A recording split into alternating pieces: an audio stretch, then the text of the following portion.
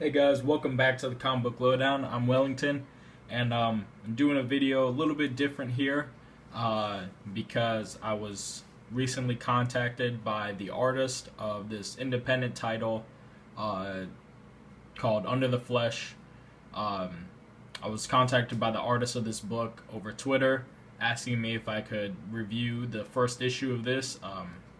They have the writer and the artist. They have their Kickstarter going for this book, um, uh, to pretty much try to get the book going. Just some independent stuff. And here's the cover to it. The artist who contacted me, I only know him by JL Giles. Um, that's what he has on as you can see on the book, and that's what his Twitter is. And the artist is G Deltres or Deltres. I'm sorry if I mispronounced that. But I was just contacted today. Today being Thursday the 17th. Just in case I don't post this video today. I was just contacted today by him asking if I could review this book, try to get it some steam and some support from Kickstarter. So here is the review for it, and I'll share with you guys my thoughts. Again, title is Under. I guess you can't really see that. Maybe if I zoom out a little bit. Nah, I just have to lift it up. See, title is Under the Flesh. Zombie story. So if you're really not into zombie stories, I guess this wouldn't be the book for you. If you really just hate zombie stories, I can't think of anybody right now off the top of my head who hates zombie stories so much that they couldn't enjoy this book, because as you can see, just showing you guys a little bit of the art. I don't want to give it all away, and I'm kind of doing it really fast because they do want you to go ahead and purchase the book. So, there was just a little sneak peek of the art by J.L. Giles. And so the purpose of this book, the main thing going on with this book is there is kind of a contagion, like, most zombie stories, how, there's always the disease that infects people. But this one is a little interesting because the disease only infects males. So all the females are fine. They're safe from the disease, although they are, they're still susceptible to being, eaten. But these zombies are also a little bit different. They seem to have more of a conscience. So it kind of it's they're not just brainless brain eaters. They're not just brainless eaters. And I'm not sure if even when they eat their prey that they turn into zombies. I think you have to be infected with the disease, and if you get eaten, then you are just dead, instead of like most zombies where you come back to life. In this, I think you just die.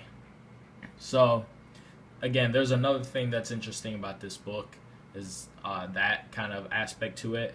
And like I said before, they're more conscious, therefore they actually communicate with each other in a kind of language that they can only understand amongst themselves. They also hunt. They also hunt their prey, and they stalk around. And from what I got from it, they also have desires. So that even goes to when it comes to women. They even, if they don't kill the women by eating them, some of them even go as far as to raping women. And so that's something really different among these zombie titles. Is I've never heard of any zombies going to that extent to do anything. So that was really interesting. So that covers the zombies. They're very they in ways they're the same as most zombies. They have, you know, the bottomless appetite to for flesh and things like that. But in other ways, they're more cannibalistic and just like barbaric and things like that, rather than just zombies. Um, and now for the main characters, we follow the main character named Ruben, who is a, I guess you could call him former special forces agent for the U.S. military, and he was injected with this kind of these nanobots, kind of Captain America-esque deal, or maybe not Captain America, but more like Deathstroke, where he is kind of safe from contagions, and he has extra strength and extra cognition, so he can, you know, strategize better and think quicker and things like that. He's injected with that, and as a result, this is helping him survive with a gang of women that he's, including his girlfriend Dinah, and then a couple of other women, and one other man, as they kind of are holed up in a library that's pretty protected, actually. And Ruben's whole deal is that he really wants to test his limits of his new powers, because the doctors who performed the procedure on him were then infected with the disease before they could even explain to him his limits of his new powers, and he had to, you know, get rid of them. And so he's got to kind of find out on his own, and, you know, he wants to find out on these zombie characters, or on just anybody attacking, but he, you know, has to be attacked first. And he's a little on edge, a little impatient, and a little bit like he's looking for trouble. And so that's kind of his personality. And then there's many characters in here, actually, so I won't go into all of them, but they are all unique in their own way, and the story itself moves along very quickly, and I'm really happy about the pace of this book, because it skips the whole you know, what's going on, the whole premise of, you know, we don't know what's happening, like you know, kind of establishing. It skips the establishing of the world, really, and it just flat out tells us this is how it is, this is how we're living. It's been 2 months, we've been living like this, and just jump into the story right here, and this is where, you know, we'll begin. It gives us a little bit of it gives us background as to what happened, but it doesn't have to take issues to do so, and I'm happy about that, because with zombie stories, the how the things happened are usually pretty much the same.